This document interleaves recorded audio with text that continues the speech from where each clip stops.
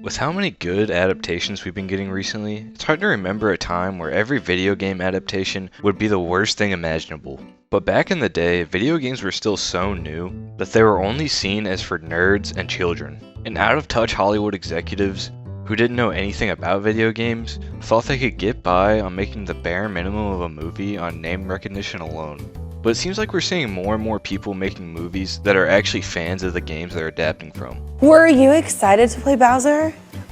So today, I thought it'd be fun to go over a few video game movies from the 90s and see just how bad they are.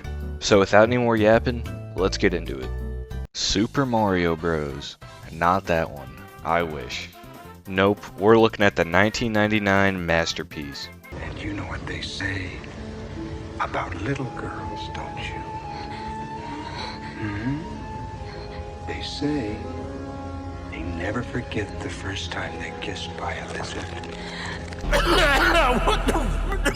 Yeah, this is one of the most infamous movies of all time, and it's known for being a complete dumpster fire of a movie that barely has anything to do with Mario. This movie is a confusing mess and is just bizarre in so many ways. Like the fact that most of the movie takes place in a dimension where dinosaurs evolved to become humans.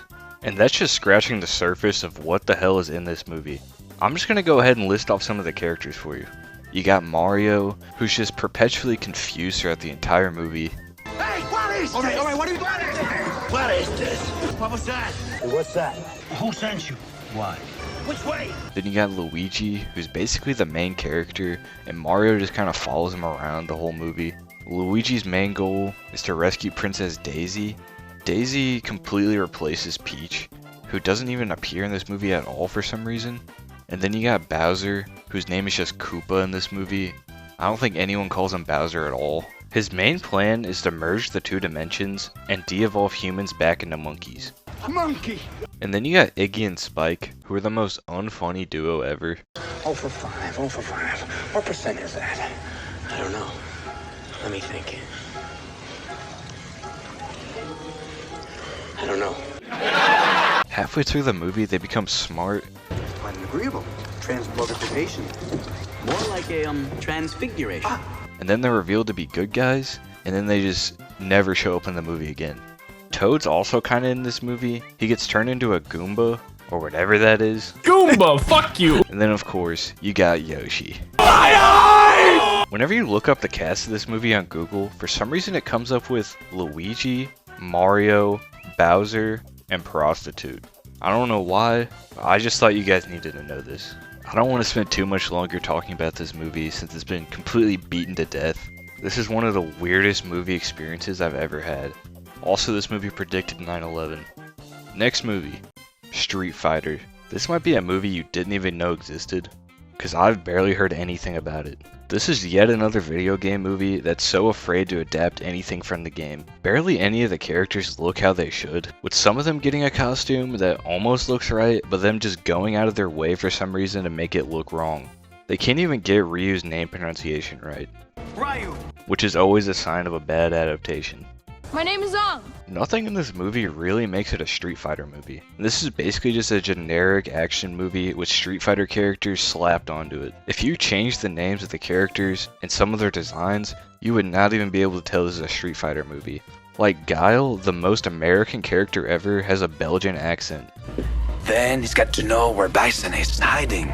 And instead of one of the most iconic haircuts in gaming, he sports a blue beret. Every character in this movie is just so incredibly bland and just has no personality. I don't even get what most of the characters' motivations are besides her just wanting to defeat M. Bison. And speaking of Bison, he completely carries this movie. Raul Julia, who plays the character, puts his all into this movie. You shall be killed by a wild beast. A beast born of my own genius.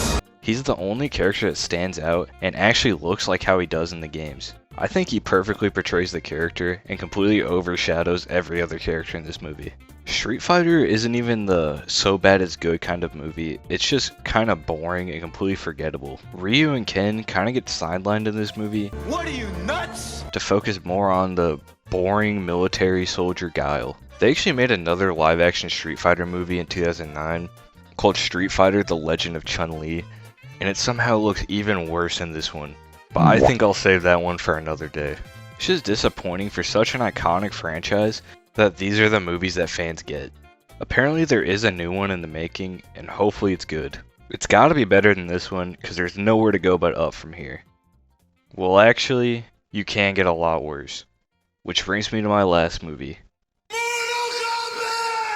Annihilation. This is the worst movie I've ever seen. I've heard this movie was bad, but I did not know it was going to be this bad. The earth was created in 6 days, so too shall it be destroyed. Mortal Kombat Annihilation is a sequel to the 1995 movie Mortal Kombat, which honestly isn't even that bad, and it's still the only good live-action Mortal Kombat movie somehow. With the success of that movie, they followed it up with whatever this is.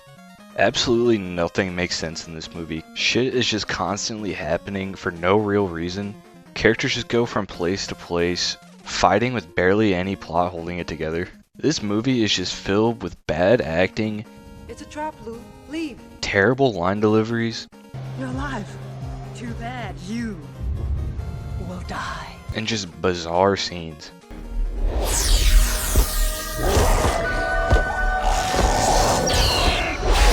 What was that?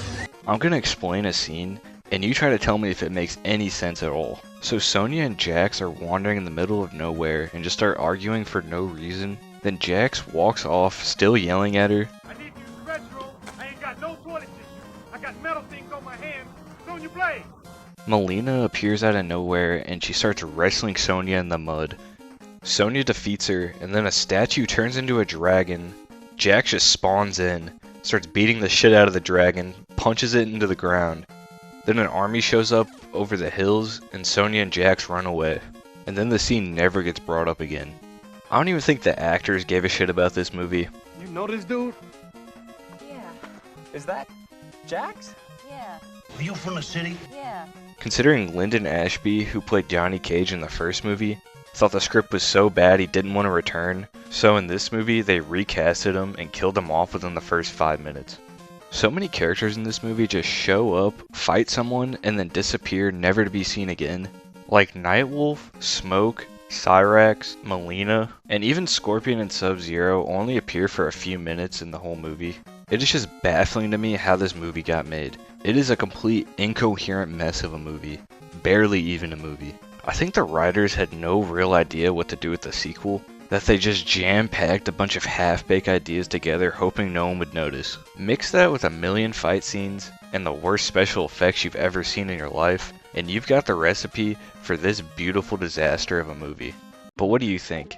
Am I being too harsh on these movies, or do they deserve to be forgotten in the past? Yeah.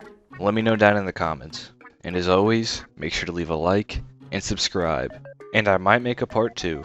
Because God knows there are a million more bad video game movies for me to cover.